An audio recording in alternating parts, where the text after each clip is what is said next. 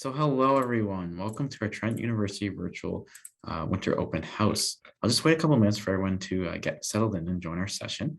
If you're here for the child and youth session, then you're in the right spot. If you're looking for another session, that's totally okay. You can go to our open house view or main page and check out our different sessions happening at this time too. My name is Ryan. I'm the moderator of the session. I'm currently an enrollment advisor at the Trent University Durham campus. Today with me, I have an amazing faculty and student panelists who are going to help answer some questions about the program and give an insider view of what you can expect. We're excited to share all the reasons Trent University has been ranked the #1 undergrad university in Ontario for 11 consecutive years. During this session, you can ask any questions you have by using the chat feature. That's just at the very bottom of your screen on the right-hand side. So make sure to check that out. Again, we're going to be focusing on questions related to child and youth studies. If you have other questions regarding admissions or just general questions, we do have other live chats happening today as well that are beneficial to check out. Or you can go to our open house main page. We actually have a Q&A little chat box there that you can type in any questions. This presentation also has closed captioning. To enable closed captioning, please select the 3 dots at the bottom right of your screen, and you can select show subtitles so you can see the subtitles as they happen live. On our event page, we also do have those live chats I'm talking about too. But before I get more into that, let's get started a bit with our presentation. And with that, I want to pass it on to you guys. So I'll pass it on to you, Christine, just to talk a little bit about who you are and the program in general and what people can expect coming into the program.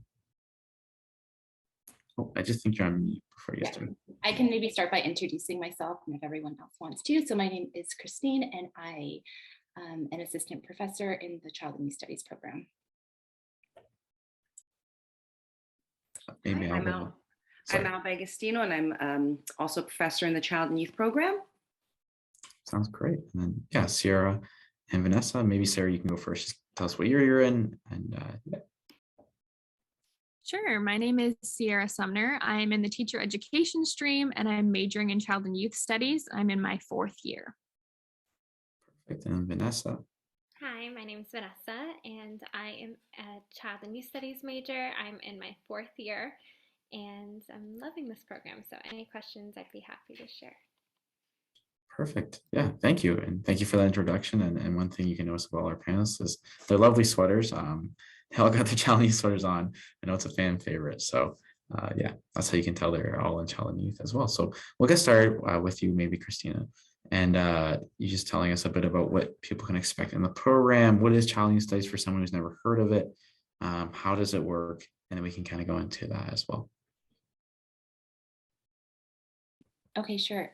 Child and Youth Studies is it's a multidisciplinary program, so you have an opportunity to learn about children and young people from a variety of perspectives. So psychology and sociology and criminology, for example.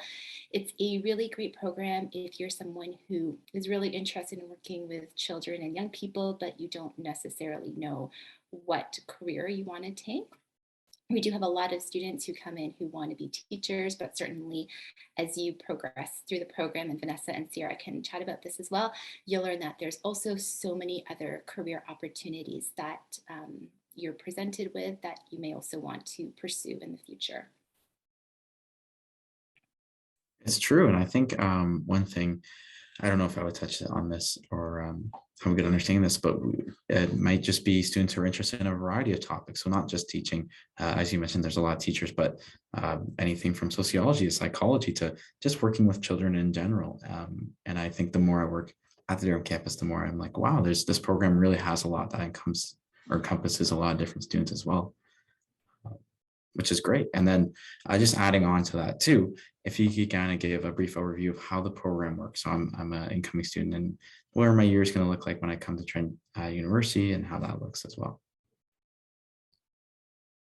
Oh, I can answer that. Sounds great. Things that students can expect when they're in a first year, as Christine mentioned, it is a multidisciplinary degree. So we do ask that students take a variety of first year courses. A typical first year would say that they're taking some required child and youth courses, also a psychology and a sociology course. And then they have lots of room for electives. And I know a lot of our students are interested in taking perhaps social work courses, or we have a new policing degree that students are finding also very exciting. So we start off with a very diverse introduction to different disciplines, always focusing on children.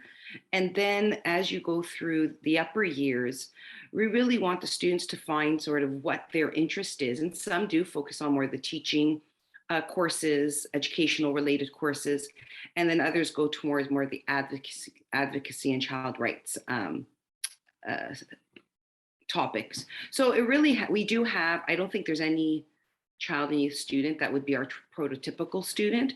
They come saying, I want a career with children and youth, and not necessarily teaching. And then, so it is kind of exciting if they're not sure what they want to do. We do expose them to a variety of careers out there. And one of the other draws is the placement that the students get, the experiential field placement they get in the final year. It gives you an opportunity to work with different organizations to get a feel or develop different skill sets. So I don't know, I think that's from a professor's perspective of what it looks like when you're going through the 4 years. I think the students probably better describe or more accurately describe their 4-year experience. Sounds great. Do we want to start with Sierra? Maybe you want to give us a brief overview, and then we'll go to you, Vanessa, next. Yeah, for sure. So I definitely agree with the multidisciplinary approach. I've taken those psychology courses, sociology. I also would like to mention that I started my university journey in Peterborough, and then I transferred to Durham. So it's important just to know that the program is very flexible. So if you change your mind, you can still fit the Child and Youth Studies program into those 4 years and graduate in those 4 years if that's something that you're looking to do. In terms of class size, I think that's a big difference as you kind of work through your degree. So in first year, they're a little bit bigger classrooms, but then we break into seminar groups of about like 20 to 30 students. So that gives you the more interactive feel in terms of what you learned in lecture. You kind of take that with you to a smaller group to talk more closely about those ideas. And then as you work through your degree and get to 4th year, we have smaller class sizes. So I'm in a class right now with maybe 15 people, and we really get to work closely with Christine in writing these research papers on anything that you're passionate about regarding children and youth. So that was kind of the best thing that I thought, compared like 1st to 4th year. You really get, as you work through, you get to those smaller sizes and you really get to know your professors and your peers in the program. Yeah, I think you touched on so much there, and a good kind of main point there too, as well, is when you come to Trent University or any institution in general, your first year classes might be a little bit bigger, and that can be a little overwhelming at times, but there's a lot of ways here at Trent that we kind of work with that as well. So you got to imagine in your first year, a lot of different people might be taking that psychology class you're taking, where you'll have your child and youth study classes that have just people in the program as well.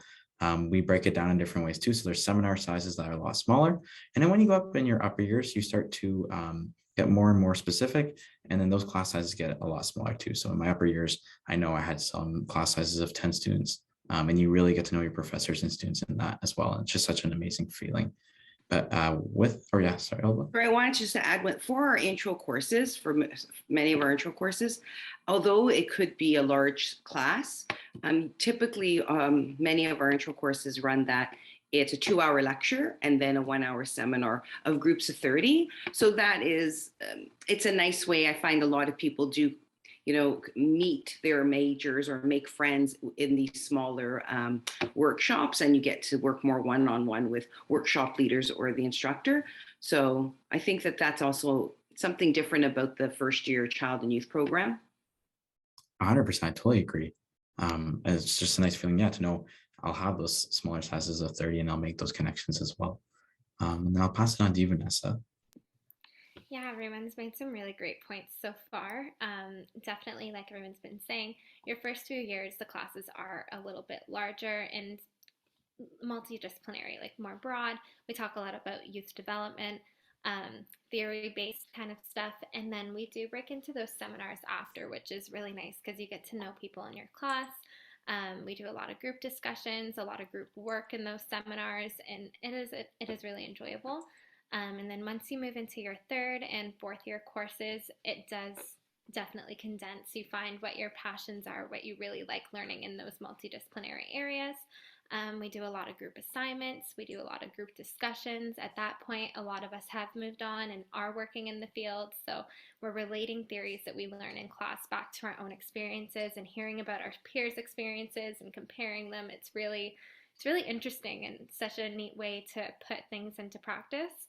And it's not as test-based. I know I'm not a great tester. So we do a lot of written assignments, a lot of research, and one of my fourth year courses has 3 people in it. So it's me, 2 others, and the professor, and it's really great. We do a lot of really interesting assignments throughout this program as well. We did an ethics magazine where we got to make our own magazine. In our death and dying course, which I believe that's a 3rd year course, correct? We wrote a storybook for children about death and dying and how to introduce that concept to children and young people. So that was really neat too. Like, we wrote a book, a children's book. And then what I'm working on right now in that course with only 3 of us is we're each making a toolkit about children's rights. And each of us are kind of taking a different approach. Mine's to implement into schools, but another classmate is doing it with youth with disabilities. So it's really interesting. We have a lot of really great opportunities to take what we're learning and put it into interesting kind of forms and to share those experiences with one another.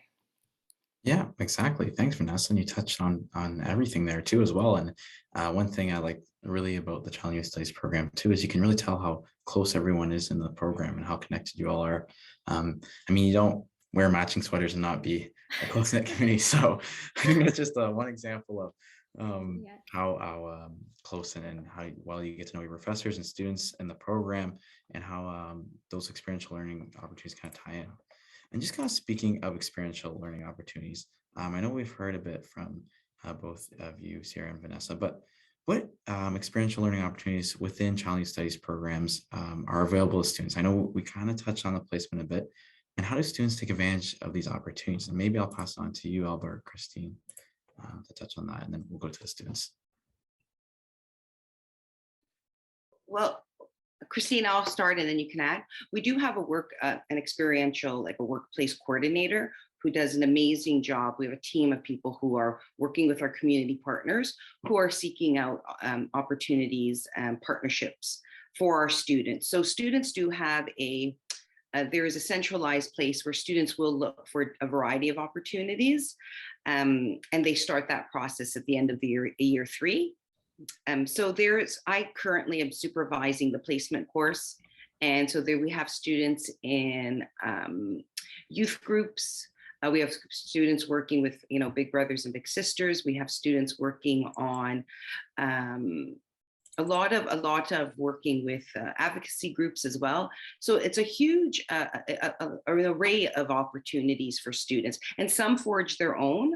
They may create or work with faculty. So for example, Sierra completed a placement with me where we have initiatives within the school, and we ran a filmmaking workshop series, and Sierra's continued it without outside of her placement, but she got a lot of, I'll have her speak to it, curriculum development, running workshops, working with the community. So it is, again, there's no one type of placement. We really try to match the community partner to the students' needs. Christine, is there anything? Yeah, I can talk about one of our 3rd year classes. I don't know if Sierra, you took it, but Vanessa took it. So at the 3rd year level, we have a course called Career Development through Community Service Learning. And that course is really unique. It's small, and students have an opportunity to work with professionals from the city of Oshawa. So it's evolved over the various semesters that it's been offered. When I taught it, students worked with professionals, and they were presented with a challenge question, which is, how can we engage youth in high priority neighborhoods? And then the students, like I said, worked with the city staff to develop various solutions. And so through that, they learned how to create programs. They learned about budgeting. They learned about what's feasible on the ground level and what wouldn't work. And they just got that opportunity to also develop their networking skills and also their presentation skills. So that's just, again, one example of a course that we offer that is really all about experiential learning. Nice. And with that, maybe we can pass on to the students too. And maybe we'll start with you, Vanessa, this time, just going on to that a bit. Yeah, sure. I've had some really amazing experiences through this program. Definitely, I'll start with what Christine was saying. So that course is one of the smaller courses. It's not like a class where there's 100 people in your class. There's maybe 20 of us. And we're working with the city. I'm so sorry. We're working with the city of Oshawa. It's okay. Stop. We're working with the city of Oshawa. So when I took it, what we were required to do was come up with ways to make the youth council engaging for marginalized young people, which was really neat, and how to bring those students who, aren't those straight A kids that want an amazing resume into the youth council, because we really want to hear their voices and the changes that they would like to see within their neighborhood. So that was a really interesting course that we took. And then we did presentations and were able to present them to the city of Oshawa and the people who worked with them. I also did placement in my 4th year. I actually did my placement with a guest speaker who we do have lots of guest speakers throughout all of the courses in child and youth studies. For me, I did them. It's a nonprofit organization who came in and spoke with our class. I loved hearing everything that they're about. So they're based out of Toronto, and they work with marginalized young people. So it was really, really neat. And I got to do a program or facilitate. I was actually a facilitator of one of their programs for the Discover You program, where the youth work with the Royal Ontario Museum and get kind of a background view of what takes place there. And then I also helped put on the organization's first International Women's Day event. So it was a really, really neat experience to see kind of behind the scenes how nonprofit organizations work. And then most recently, I got to do an international seminar with the dean of our school, where we presented on Indigenous ways of life and knowledge. That was really neat. And we talked with people from Germany, all over the world, really, and just heard the differences and the challenges that they experience there compared to what we experience here in Canada, and coming up with solutions that we could all kind of share and use together. But there's so many amazing experiences throughout this program, and just the networking opportunities, I think, is one of the biggest ones. As these guest speakers who are coming in, we've had criminal justice lawyers, we've had, people from sex trafficking organizations, children, what's it called? CAS have come in. It's really amazing. So just hearing what these amazing advocates are doing within our community and how you can get involved with them is really great through this program. Yeah, that sounds amazing. And I like that you brought up connections too. And that's one thing I think this program does exceptional too, is who knows with those connections where it's going to lead you. And maybe, you went into the child studies program thinking, well, I'm going to 100% be a teacher. But then you come in and you go, well, actually, this is interesting. And then maybe you want to go into something else after too, which is very cool and very unique about this program. And then Ryan, that's exactly what happened with me. I came into this program thinking that I want to be a teacher. That's what I want to do. And then I heard of children's rights, and that is my passion now. It's everything I research. It's my biggest interest. I can go and rant on for hours about children's rights. And I think that's the beauty of this program in your first few years, is that you're introduced to so many different avenues to working with young people. And then in your later years, you've kind of found that passion. And then the peers who share those same passions, that's who you're in classes with. So it's really a great program. That's true. Thanks, Vanessa. And that's so funny that I always forget. Yeah, that's the exact same situation with you and many students as well. And then I'll just pass it on to you, Sierra. Yeah, so as Alba was mentioning, we do have a placement course in the Child and Youth Studies program. So I took that. I do want to be a teacher. And if I were to think of placement as an aspiring educator, it would be like, I want to be in the classroom and see how that works. But it's kind of nice in this program that you're pushed a little bit to think outside the box, and children are in environments all over. They're not just in schools. So I think it's important to kind of be that well-rounded educator that I want to be, that I have these placement opportunities, you know, throughout the community and not just in that school bubble. So the filmmaking workshops that I run, it's to help youth in the community express themselves through digital filmmaking. So I didn't really have any prior knowledge about what filmmaking was about or anything like that. So it was a challenge, but a good one, because all of the things that I have created, like workshop plans, are very similar to what lesson plans will be in my career. And then standing up in front of a group of students and presenting my plans and my PowerPoints is definitely something that I will have to do as a teacher. So I can make all these connections between my placement and where I want to see myself in the future, which is super helpful. And then just in terms of being in my community and engaging with young people, that's something that I'm really passionate about. So I had that opportunity there as well. And then it's run out of the South Oshawa Community Center. So as people have mentioned, like that networking that you get from the placements, you get to know people at the community center and get talking to parents and all things that I will have to do later in life, and something that I've really enjoyed outside of the school environment and has kind of like sparked a passion to get more involved in my community and other places where children are. Well, that's amazing, Sarah. Thanks so much. Yeah, I think you two kind of show all the experiential learning opportunities and how much you have. It's not just one, it's multiple. You could almost make a whole book of all your things you've done, which is incredible too. Just before we get to your next question, I just want to make sure maybe we answer some of these questions before time runs out. And I see two questions in the chat right now. One is, I applied to a couple of programs at Trent. I got accepted into 2, so congratulations. It sounds like you're a big Trent fan, so that's amazing. I'm waiting for the other one now, which is great, but you also want to apply to child and youth studies. So basically, how would I do this? Is it too late? And the good news is it's not too late. So it's actually fairly easy. And I don't know if you guys want to add anything onto this, but I can get started. You would just go on to OUAC the same way you apply to your other 3 programs. If the program is closed, which this one's not in particular, then you wouldn't be able to, but it's still open. So I definitely encourage you to do it sooner than later.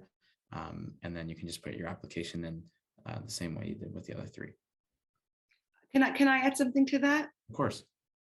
We have a lot of students in this situation. The only thing I want to add, if I could respond with, is the other 2 programs she's referring to, are they housed in social sciences? Meaning, is it a psychology that you were interested in? Is a sociology that, like, under the same, because I imagine that if you're interested in child and youth, it's something within the social sciences.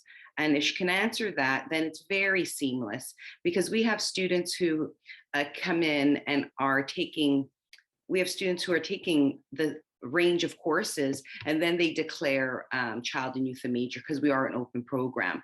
So if you don't even have to declare child and youth the first term, if you're uncertain, we have a lot of students just enroll in the program as an elective and then make a decision if this is for you. So we have a lot of students like that.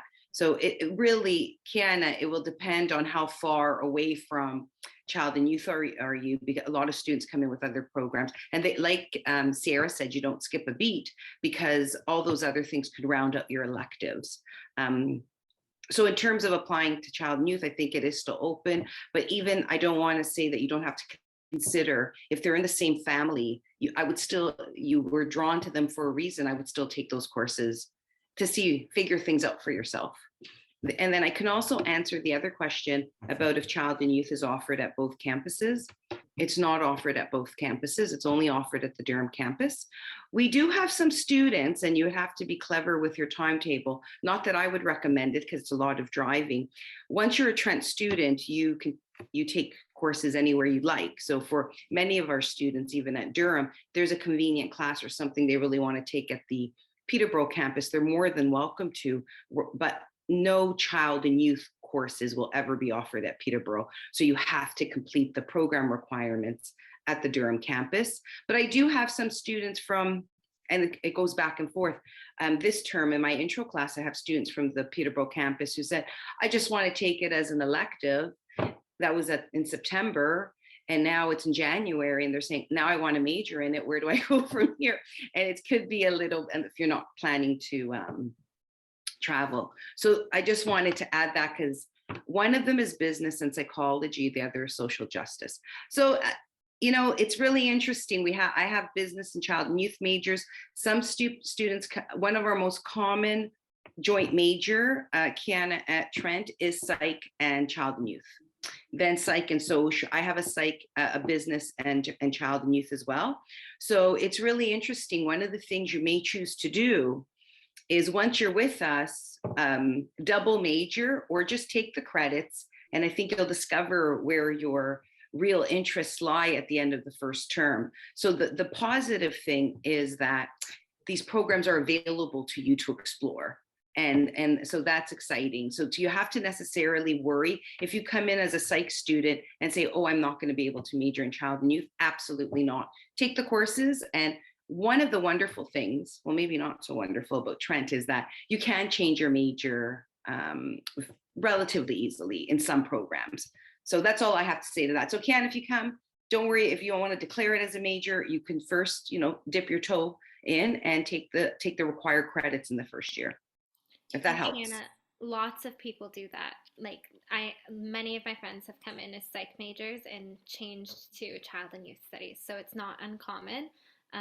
But yeah, Alba's right with everything she said.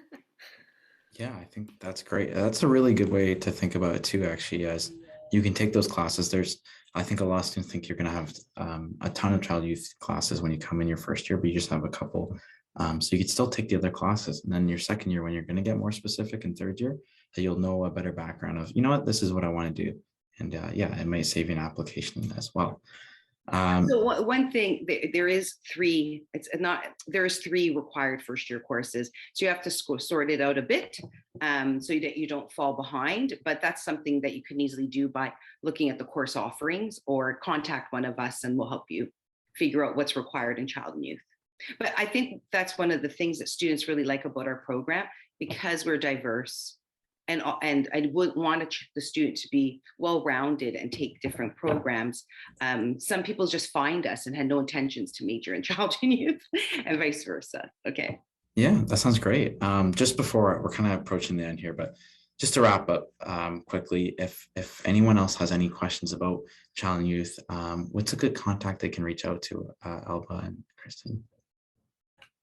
We have a general inquiry mailbox. It's chys@trentu.ca. So we look at that one on a regular basis. So chys@trentu is where you would send your. Thanks, Vanessa. Oh, Vanessa, you're so smart. Awesome. And I put our general emails in there. So anyone who's listening to the recording, it's just discovertrent@trentu.ca. But the main one you're going to want to check out is discovertrent@trentu.ca. Ken, I think we're just approaching the end of our session here. I do want to say thank you to all our panelists again. You're all amazing. And I can really see the love for the program on all of you. So I do appreciate you all being here today. The other thing too is our sessions are recorded. So if there's anything you missed and you want to check out later, you totally can. They're going to be posted on our open house website following the next couple of days. So make sure you check that out. And then we have tons of in-person events happening as well. So we have campus tours. We have a ton happening on March break. We actually have an in-person open house happening for Durham campus in particular on April 30th, and then May 7th for the Peterborough campus. But again, child and youth campus or studies, you're thinking of the Durham GTA campus mainly. But yeah, again, thank you. I think we're just at the end here, so I'm going to end the session, but thanks for everyone who joined us today.